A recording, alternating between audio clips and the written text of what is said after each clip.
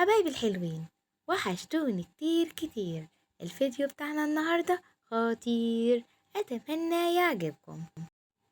كلنا بنشتكي من غمقان لون الحوض، ومهما غسلناه بسائل غالي مش بيرجع يلمع زي الأول.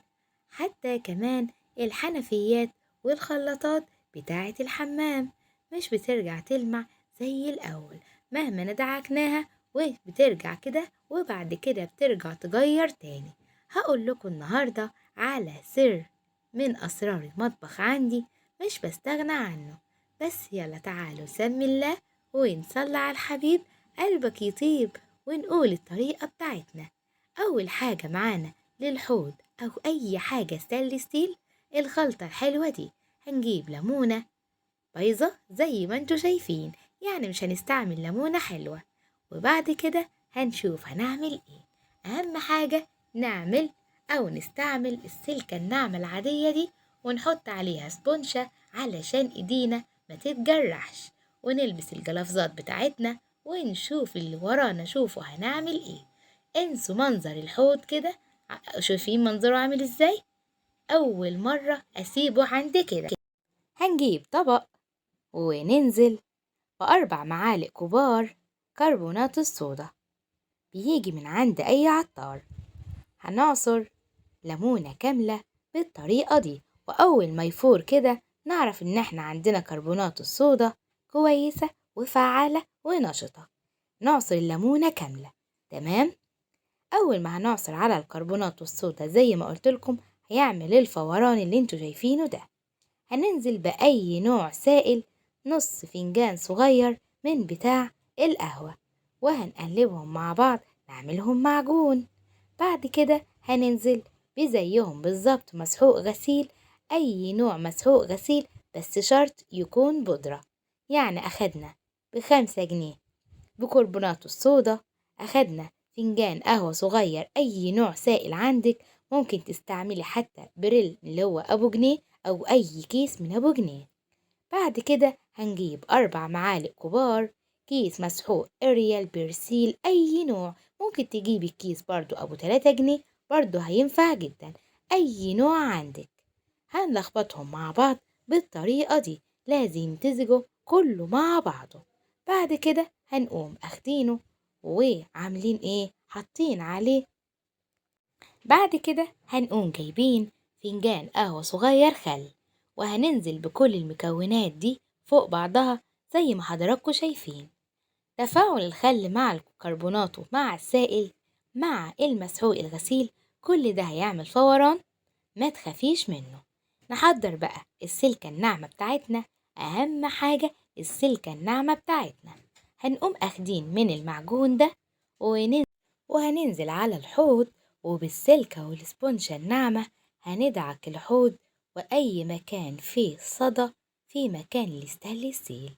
تقدروا تعملوا الخلطة دي لأي حلة ستانلس ستيل عندك طوست، لأي براد، أو كمان الكتل من جوه ومن بره. بعد كده هتشطفي، لا هيبقى في ريحة ولا أي حاجة خالص. تمام. بعد ما هتدعكي بالخليط ده داخل الحوض كده، تتقلي على ايدك، شايفين بيرجع يلمع من غير اي حاجة زودناها من عندنا. وبردك هناخد من الخلطة دي بقى على جميع الحنفيات، خلاطات الدش ذات نفسه، وكمان حنفيات المطبخ والحمام، هترجع تلمع تاني وهتدعولي. عندك بقى حلة غليتي فيها أو سلقتي فيها بيض وعلمت العلامة دي، بس تكون ستانلس ستيل والسلكة مش نافعة معانا، اعملي الخلطة دي واغسلي بيها، وبعد كده شطفيها حلوة قوي، هتلاقيها بتلمع، هترجع زي الأول. حنفية المطبخ دي بقى اللي على طول في ايدينا، بندعكها بالخليط ده، بترجع جديدة زي ما هي. بس خلي بالك، في نوع من الستانلس ستيل الوقت موجود في السوق، مهما دعكتي فيه مش بيرجع تاني. اللي بيرجع هو الأصلي، أو لو حطيتي عليه فلاش أو مية نار، لو مهما عملت مش بيطلع تاني. يعني أنا عندي الحوض كنت غلطت ونزلت فيه باور شاهين، بوظلي الستانلس ستيل، بدرجة إنه ما عادش يرجع تاني. هنشطف بقى الحنفيات. بعد كده هنجيب أي نوع سائل عندنا، سائل بس وبالسبونشة بس، هنمشيها على الحوض قبل ما نشطفها. خلي كل الروايح تنزل. أنا عايزة الحوض بقى ياخد كل الخلطة وكل أي حاجة متسخة فيه، ياخدها بقى ويمشي بعيد، ونرجع نشطف الحوض تاني بمية فقط، ومية من الحنفية، يعني لا مية دافية ولا أي حاجة خالص. شايفين اللون بتاع الحوض نازل ازاي؟ المية وهي نازلة في الحوض تشطف الحوض بيرجع بيلمع تاني. نفس اللي عملناه في الحوض هنعمله في الحنفيات. هنلمعها بالسائل اللي بنغسل بيه المواعين، أو حتى ممكن برسيل جل، أي حاجة تنض. شايفين الحوض؟ بسم الله ما شاء الله زي الفل، وما استعملتش إلا مية بس من حنفية، لا مية دافية ولا حاجة. هنشطفه كويس قوي. بعد كده زي ما عملنا في الحوض، الحوض رجع زي ما هو لمع. ولما تعملي بقى كل الخطوة دي كل يوم بعد يوم في الحوض، حوضك عمره ما هيطوس، عمره ما السلك هيلبق فيه، وهيرجع جديد زي الفل. حتى مصفة الحوض رجعت جديدة زي ما هي. نيجي بقى للحنفية في الخلاط بتاع الدش. زي ما عملنا الحوض لمعناه بالسائل، نرجع نلمع بالسبونج السائل بس. وبعد كده هنشطفه بمية. لا استعملنا مواد من بره ولا كلفنا نفسنا. ونقدر بقى في الأثناء دي بقى، بعد ما لمعت كده دعكت الحمام كله زي بقى بخليته زي الفل، نجيب بقى مية من الحنفية ونشطفه قدامكم، علشان أنا بعملش أي حاجة غير مباشر قدامكم. رجعت لمعت تاني وبقت جديدة من حاجات بسيطة من البيت. الحوض والحنفيات كلها رجعت، وأي حاجة ستانلس ستيل تقدري تعمليها بالطريقة دي. حتى سطح البوتاجاز تقدري تدعكيه بالخلطة دي. نيجي بقى للتكاية الأخيرة.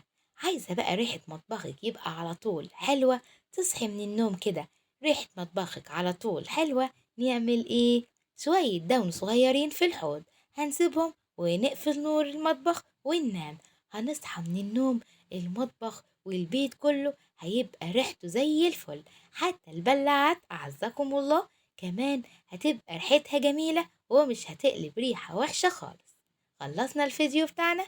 اوعدوني لو عجبكم الفيديو لايك وشير وتعليق يا حلوين. ولو أول مرة تشوفوني اشتركوا في القناة وفعلوا زر الجرس. دمتم في رعاية الله.